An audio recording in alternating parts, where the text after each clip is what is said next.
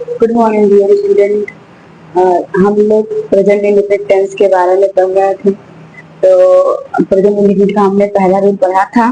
इसके बाद में फिर हमको दूसरा रूल हमने बताया था। रूल 2 हम बताएंगे। एक एक टेंस में हम 5 या 6 रूल बताएंगे आपको। तो अब हमने एक रूल पढ़ा था। अब दूसरा रूल नंबर 2 क्या होता है कि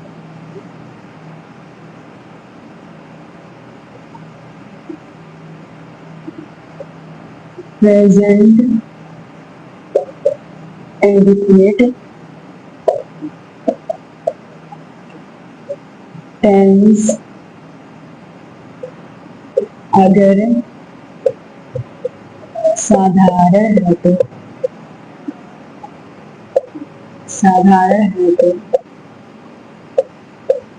सहायक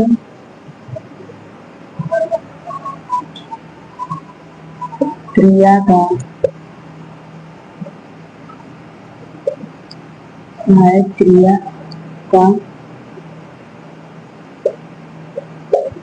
प्रयोग नहीं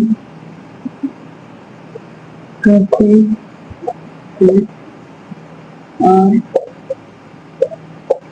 कर्ता अगर बहुवचन का है तो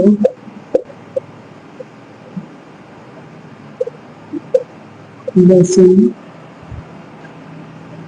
का है तो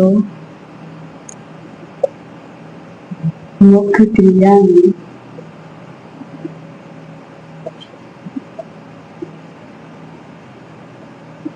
यस या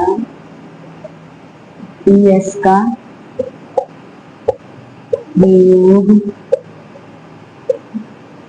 नहीं करते हैं।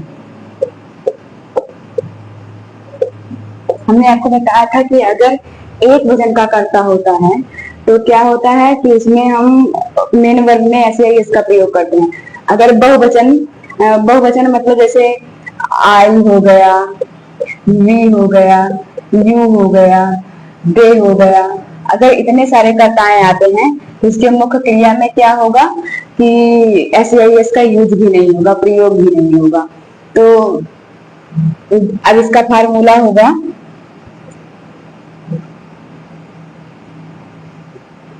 सब्जेक्ट प्लस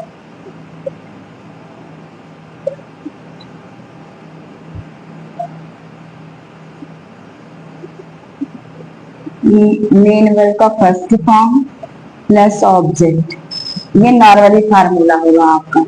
अब इसका एग्जाम्पल भी, अब इस पे देखिए वाला, यदि प्रेजेंट इंडिफिनिट टेंस अगर साधारण है तो सहायक क्रिया का प्रयोग नहीं करते हैं और कर्ता अगर बहुवचन का है तो बहुवचन मतलब आई वी यू दे है तो मुख्य क्रिया में ऐसे ही इसका भी यूज नहीं होता है। अब इसका फार्मूला है आपका सब्जेक्ट प्लस मेन वर्ब का फर्स्ट फॉर्म प्लस ऑब्जेक्ट।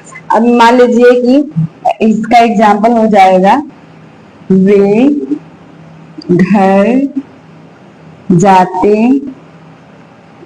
हैं। उसको हम कैसे बनाएंगे? पहले सब्जेक्ट हमारा क्या है? वे की इंग्लिश होती है दे, ठीक। उसके बाद में अब मेन वर्ब हमारा क्या है? जाना। जाने का फर्स्ट फॉर्म गो, लगता क्या है जाने आने के साथ टू का प्रयोग होता है। और घर का क्या हो जाएगा? हाउस। ऐसे ऐसे बहुत सारे एग्जाम्पल हैं। मान लीजिए मैं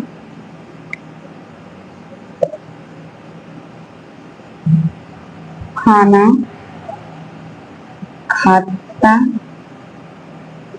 हूँ। अब हमने आपको पहचान ही बताया, ता है, ते है, तू, तो है, ये सारे पहचान इसके होते हैं। तो हम ऐसे ही पहचान जाएंगे कि प्रेजेंट इंडिफिनिट टेंस का सेंटेंस है। अब इसका होगा, मैं का होगा आई, ईट का फर्स्ट फॉर्म ईट, खाने का फर्स्ट फॉर्म ईट होता है। आर्टिकल यहाँ दा का यूज हम कर सकते हैं क्योंकि दा डिफिनिटिव आर्टिकल होता है, इसलिए हम दा का यूज यहाँ कर सकते हैं। और खाना के इंग्लिश भोजन का क्या होगा? फूड। ये आपका दूसरा रूल नंबर 2 है। ये इतना लगता है कि आप लोगों को समझ में आया होगा, आई होप।